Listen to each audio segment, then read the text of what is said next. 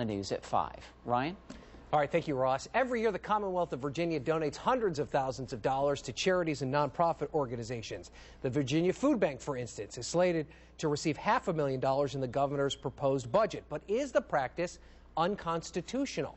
My next guest says yes, and he's got the Attorney General of the Commonwealth of Virginia to agree with him. Norm Leahy is a blogger and lobbyist with the conservative group Tersham Quids. He also appears on the Freedom and Prosperity Radio Network. Norm, thank you for being here. Thanks, Ryan. Now, why is it unconstitutional for the state to give nonprofits and charities money? Because that's what the Constitution says, and it's rather unambiguous about it. The state can't give money to nonprofits it doesn't own or control, and there's a few other carve-outs. If you want to help rehabilitate kids who are on the wrong path in life, the state can give them money too.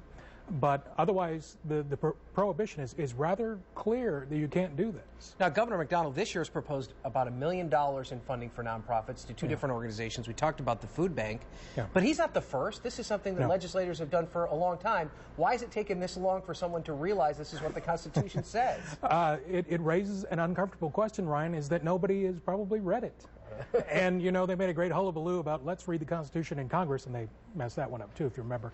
But and that's something I've gone around with reporters around the state, too. Has nobody read this section? It's right there. And so a lot of folks are talking to Dick Howard, who was one of the people who framed the current Constitution in 1971. And he said, yeah, you know, Cuccinelli got it right. It's right there. And essentially, it's the legislature, saving the legislature from itself clause. Because otherwise, everybody beats on the door. We want some money. Right. And who's a legislator not want to play Santa Claus? Right. And you have obviously gotten an opinion from the Attorney General that agrees with you that this is the way the Constitution's read. The governor has now kind of stepped back a second and said that we're going to take a look at this before we push forward with this proposed budget proposal and giving money to charities. What's the next step now? Do they have to come up with some way to address this in the Constitution, or do you think they eliminate the idea of giving money to charities? Well, they have two options. What you just said, they can either not do it anymore and follow what the Constitution says, or they can change the Constitution, and which is far more difficult.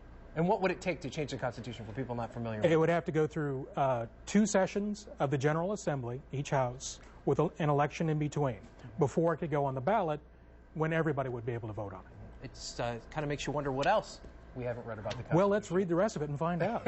Who knows what's there? All right. Thank you, Norm. We appreciate you.